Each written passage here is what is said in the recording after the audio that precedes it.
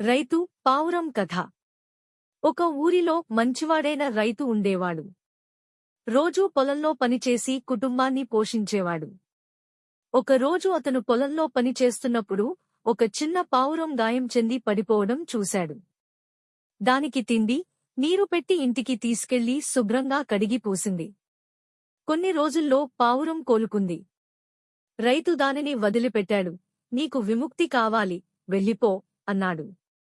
పావురం వెళ్ళిపోయింది. కాని ప్రతిరోజూ ఉదయాన్నే రైతు ఇంటి దగ్గరకొచ్చి చిన్న చిన్న గింజలు, ముత్యాలు, విత్తనాలు వదిలేది.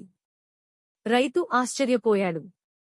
కొన్ని రోజుల తర్వాత రైతు పొలాల్లో పనికి వస్తే అక్కడ గొప్ప పంట కాసింది. అది పావురం తెచ్చిన విత్తనాల వలన అని అతనికి అర్థమైంది. అప్పటినుండి రైతు ప్రతిరోజూ పావురానికి కొద్దిగా తిండి పెట్టడం మొదలుపెట్టాడు. వారు మంచి స్నేహితులుగా మారారు. నీతి: సహాయం చేస్తే సహాయం తిరిగి వస్తుంది. మంచితనానికి ఫలితం తప్పక వస్తుంది.